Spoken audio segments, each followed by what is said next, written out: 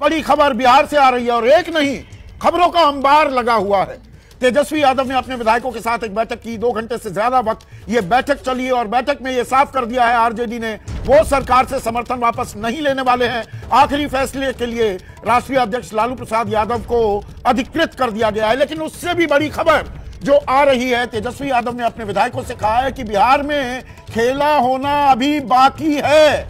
अब किस खेले की बात कर रहे हैं? साथ ही साथ तेजस्वी ने यह भी कहा कि नीतीश हमारे आदरणीय तो हैं, लेकिन कुछ चीजें उनके नियंत्रण में नहीं हैं। साथ ही साथ अब 4 बजने को हैं, बल्कि 4 बज चुके हैं, 4:01 हो गया, तो बीजेपी के विधायकों की, सांसदों की भी एक बैठक हो रही है पटना में, जो अभी शुरू होने वाली है। तो अभिषेक उपाध्याय मेरे सहयोगी इस खबर को लगातार ट्रैक कर रहे हैं। अभिषेक, तेजस्वी का यह कहना कि बिहार में खेला होना अभी बाकी है और कुछ चीजें नीतीश के नियंत्रण में नहीं है। आप नीतीश कुमार के घर के बाहर ही मौजूद हैं, क्या कहना चाह रहे हैं तेजस्वी? कुछ बड़ा खेला होगा या उम्मीद के सहारे ही अब तेजस्वी की दुनिया कायम है? प्रकाश, अगर आप इस सवाल का जवाब दें। अंकित हैं मेरे सहयोगी। देखिए, खबरों की आपाधापी इतनी है कि जो रिपोर्टर्स होते हैं फील्ड में, उनके लिए कितनी दिक्कत हो जाती है। जहां नेता दिखता है वहीं दौड़ने लग जाते हैं। तो अंकित, सवाल आपने सुन लिया, आप इसका जवाब दें। क्या कहना चाह रहे हैं तेजस्वी? कोई बड़ा खेल अभी होना बाकी है? संभावनाओं का ही खेल होता है राजनीति, या बस ये उम्मीद के सहारे उनकी दुनिया कायम है?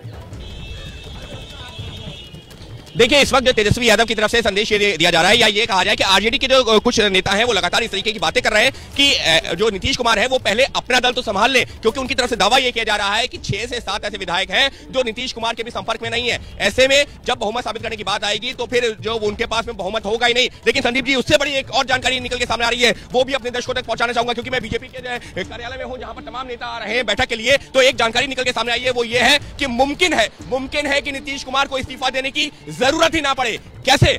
वो ऐसे कि नीतीश कुमार इस्तीफा देने की जरूरत तब नहीं पड़ेगी अगर वो बीजेपी के समर्थन वाली चिट्ठी लेकर के जाते हैं राजभवन। वहां पर वो ये बताएंगे कि उनके पास में जो पूर्ण बहुमत की सरकार है और जो आरजेडी कोटे के मंत्री हैं उनको उनके पद से बर्खास्त कर दिया जाएगा और सरकार चलती रहेगी। यहां पर ये जरूरत क्यों पड़ी है? ये इस वजह से पड़ी है क्योंकि बैठक के दौरान, आरजेडी की बैठक के दौरान एक जानकारी निकल के सामने आई थी कि आरजेडी में कई लोगों का मत यह है कि सरकार गिरा देनी चाहिए, इस्तीफा वहां से जो सरकार से समर्थन वापस ले लेना चाहिए और नई सरकार बनाने का दावा आरजेडी को पेश करना चाहिए। तो उसकी काट के तौर पर यह विकल्प सामने आ रहा है कि नीतीश कुमार को अपने पद से इस्तीफा देने की जरूरत ही नहीं है। बीजेपी के समर्थन वाली चिट्ठी लेकर के राजभवन जाएंगे और राजभवन जाकर के वो ये बता देंगे कि उनके पास पूर्ण बहुमत वाली सरकार है। लेकिन महत्वपूर्ण क्या है? महत्वपूर्ण यह है कि उसके बाद भी अब जो 6-7 विधायक अब तक, जैसा कि आरजेडी का पक्ष दावा कर रहा है कि नीतीश कुमार के संपर्क में नहीं है, वो तय होगा जाकर